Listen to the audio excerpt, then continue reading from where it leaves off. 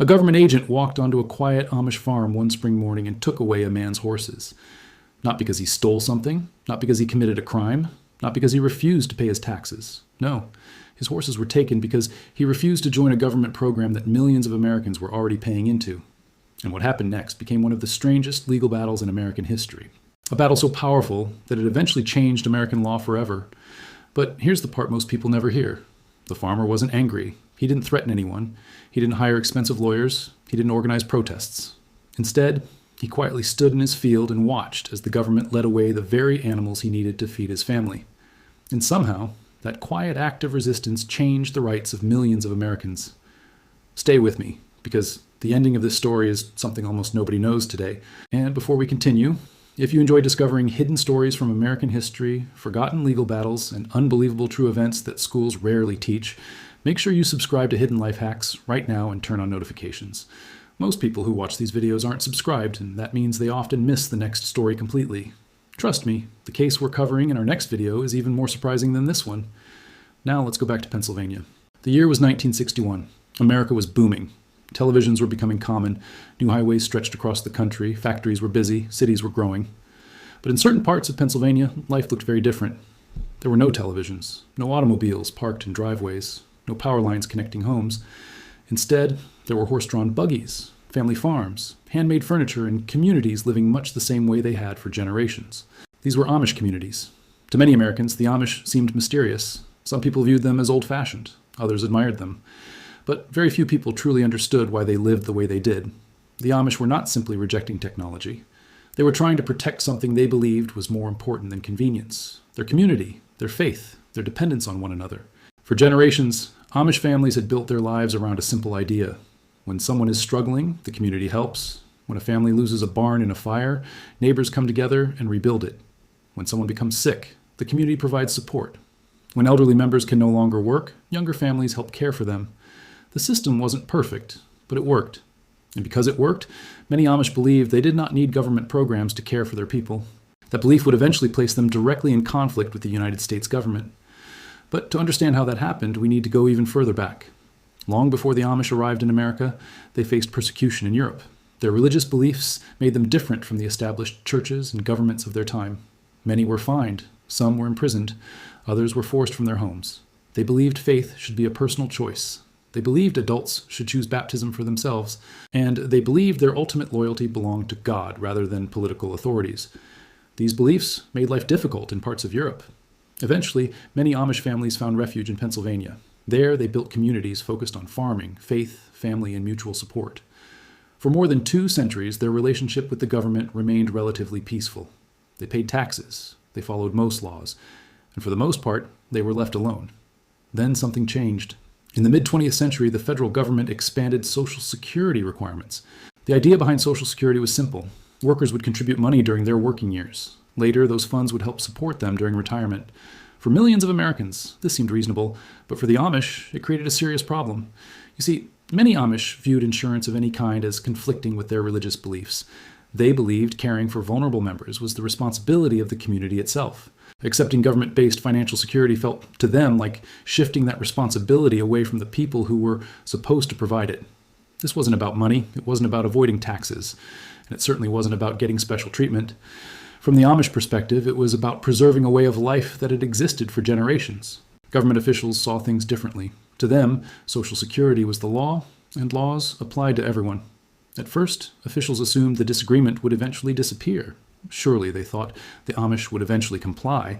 But the Amish didn't comply. Instead, they politely refused. No angry speeches. No demonstrations. No threats. Just respectful letters explaining their religious beliefs. And then they waited. Government officials were unsure how to respond. The Amish weren't hiding assets. They weren't fleeing. They weren't trying to deceive anyone. They were openly admitting they would not participate. The situation became increasingly complicated. Most Americans had bank accounts. If someone owed money, the government could often recover it through traditional methods. But many Amish families operated differently. They relied heavily on farming. Their wealth wasn't sitting inside financial institutions. Their wealth was tied to land, livestock, equipment, and the tools required to sustain their communities. That made collection efforts far more difficult. Government officials tried various approaches. Some attempts produced little success. Others created public criticism. Yet the taxes remained unpaid. Then officials decided to make an example of one Amish farmer. His name was Valentine Byler. At the time, he was simply trying to live according to his faith. He wasn't seeking attention. He wasn't trying to become famous. In fact, he probably would have preferred nobody outside his community ever learned his name. But history had other plans. For years, Valentine had refused to pay Social Security taxes because he believed doing so violated his religious convictions. Government penalties and interest continued to accumulate. Officials eventually decided enough was enough. What happened next shocked not only Amish communities but Americans across the country. One spring morning, federal agents arrived at Valentine's farm. He was working in his fields. The planting season had already begun. Every day mattered. Every hour mattered. For farmers, timing can mean the difference between a successful harvest and a difficult year. The agents carried legal authority, and they intended to use it. What they took from Valentine that day would spark outrage across the nation, but the reaction that followed would become even more surprising. Because within weeks, newspapers across America would be discussing one Amish farmer. Politicians would be forced to respond, international media would pick up the story, and the United States government would suddenly find itself defending actions that many ordinary citizens viewed as deeply unfair.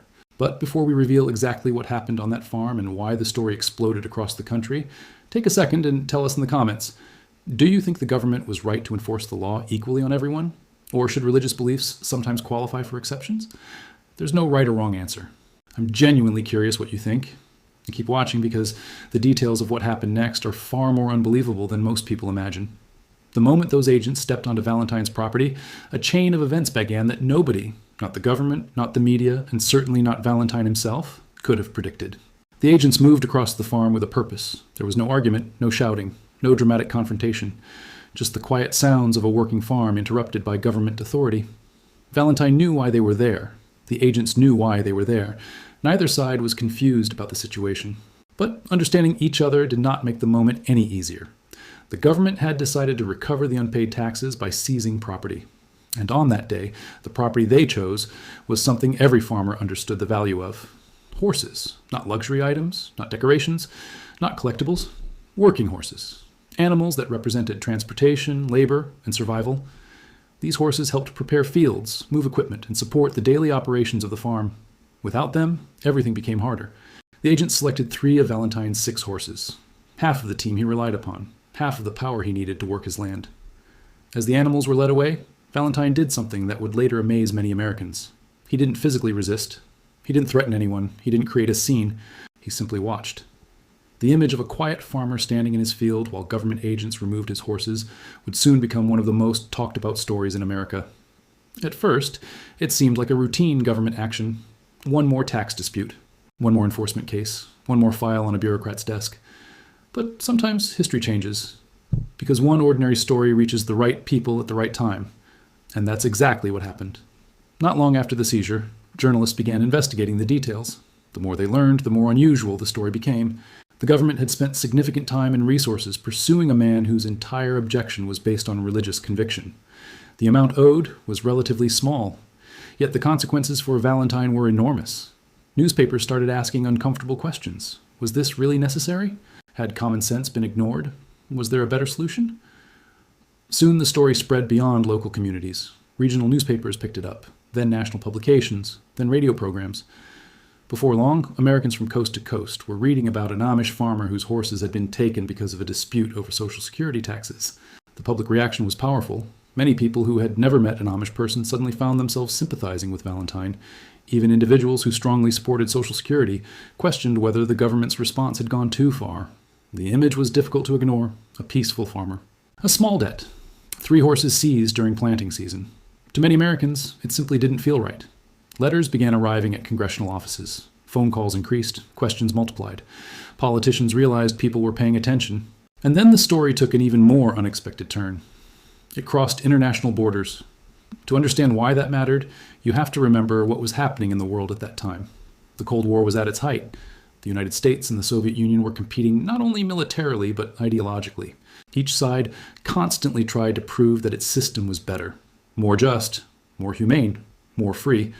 Stories mattered, perceptions mattered, propaganda mattered, and suddenly there was a story circulating about the American government taking horses from a peaceful farmer because he refused to participate in a government program. Foreign media noticed, political opponents noticed, critics noticed. The story became an embarrassment that officials could not easily dismiss. Government agencies found themselves answering questions they never expected to face. How had this situation reached such a point? Why had a disagreement over religious beliefs escalated into a horse auction? Could this conflict have been handled differently? Pressure continued to build. Yet throughout all of this attention, the Amish remained remarkably consistent. They didn't launch publicity campaigns.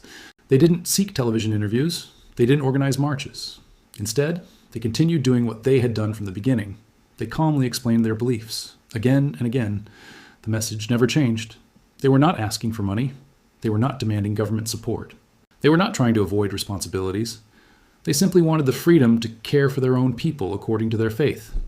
That quiet consistency eventually began influencing lawmakers. The more officials studied the issue, the more they realized this was not a typical tax dispute. The Amish had a long history of supporting elderly members. They had a long history of caring for those in need. Their objection was rooted in sincere religious beliefs rather than financial convenience. This distinction mattered, and over time, conversations shifted. The debate was no longer only about collecting taxes. It became a debate about religious freedom. How much flexibility should the government allow? When should sincerely held beliefs qualify for exemptions? How could laws apply fairly while still respecting constitutional rights? These were difficult questions that remain relevant even today. As public attention grew, Amish representatives eventually met directly with federal officials. The meetings were respectful. No threats, no grandstanding, no political theater. Just discussions, careful explanations, and a search for common ground. Years passed. The issue moved through Congress. Committees reviewed it. Lawmakers debated it. Experts examined it. What started as one farmer's dispute slowly evolved into a national conversation about freedom and faith. Then came the breakthrough. Congress approved changes that allowed certain members of religious communities to seek exemption from Social Security taxes under specific circumstances. The requirements were strict. The communities had to demonstrate a long-standing religious objection to insurance.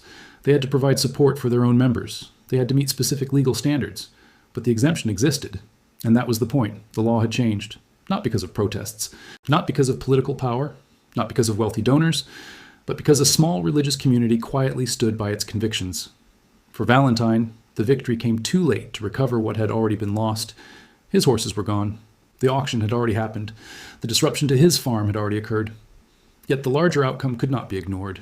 His case became part of a movement that influenced federal law. One farmer's struggle had created consequences far beyond his own property line. And the story doesn't end there. In the years that followed, Amish communities would become involved in other legal battles involving education, religious freedom, and government regulations. Several of those cases would reach the highest courts in the nation. Some resulted in victories. Others resulted in defeats. But together, they helped define important boundaries between government authority and religious liberty. Today, most Americans have never heard Valentine's name. They've never heard about the horses. They've never heard about the auction. Yet many benefit from legal protections shaped by stories just like this one. That's one of the fascinating things about history. The events that change a country are not always the biggest events. Sometimes they begin on a quiet farm. Sometimes they involve ordinary people. Sometimes they start with someone who simply refuses to abandon a principle. And whether you agree with Valentine's beliefs or not, it's difficult to deny the courage required to accept such a personal cost for something he believed was right. 3 horses, 1 farmer, a conflict with the federal government, and a legal legacy that still exists decades later. Before you leave, I'd love to hear your opinion. If you were in Valentine's position, would you have stood by your beliefs even if it meant losing valuable property? Or would you have paid the tax and avoided the conflict? Let us know in the comments. I read as many comments as possible, and some of the best discussions happen right there below the video. If you enjoyed this story, don't forget to subscribe to Hidden Life Hacks and turn on notifications. Our next episode covers another little-known battle involving Amish communities and a court case that reached all the way to the Supreme Court. The outcome surprised legal experts and changed the lives of thousands of American families. You won't want to miss that one. Share this video with a friend who loves American history, forgotten stories, or unusual legal cases. And if this story taught you something new, hit the like button so more people can discover it too. Thank you for spending these minutes with us. Until next time, stay curious, keep learning, and remember that sometimes the most powerful people in history are not the loudest voices. Sometimes they're the quiet individuals who simply refuse to give up what they believe is right.